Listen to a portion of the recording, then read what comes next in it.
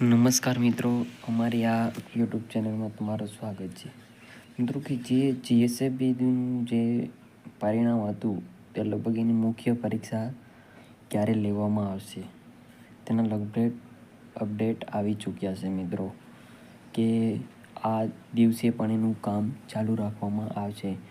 તો ખાસ કરીને એ જાણવામાં આવે કે આ જીએસએસબીબી દ્વારા સીસીઈની જે પણ એક્ઝામ લેવામાં આવશે તે લોકો માટે એક મહત્ત્વના અપડેટ આવી ચૂક્યા છે મિત્રો. કારણ કે જે લોકોએ આ ટ્વીટ કરી અને જાણકારી આપી છે અને જે પણ વિદ્યાર્થીઓ આની પરીક્ષા આપી છે એના સંદર્ભમાં હું કહેવા માગું કે હજી ઘણું બધું આજે લગભગ નોર્મલાઇઝેશનની સિસ્ટમ આવી ચૂકવાની છે મિત્રો. કારણ કે નોર્મલાઇઝેશન એ ખૂબ મહત્ત્વની અપડેટ છે. અને જો આપણે જોયું હતું કે ફોરેસ્ટમાં પણ નોર્મલાઇઝેશન થયું હતું, તો મિત્રો આપણે આગળ જોવાનું છે. તો ખાસ કરીને મિત્રો એ જોઈએ તો આ છે હિરેનભાઈ.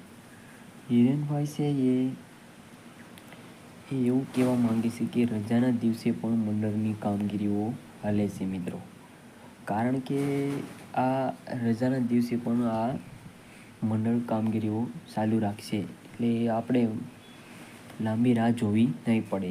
તો સારું કહેવાય આ અપડેટ આવા આપી રહ્યા છે મિત્રો. એટલે ઘણું બધું એ સીસીઈના એક્ઝામથી માધ્યમથી આ હું એક નવો દાખલો લઈને આવી રહ્યો છું. કારણ કે આ રજાના દિવસે પણ કામ કરી રહ્યા છે મિત્રો. તો સારું કહેવાય. અને લગભગ આજ 14ના તારીખ સુધીમાં લગભગ આવી જશે તેની રિઝલ્ટ મિત્રો.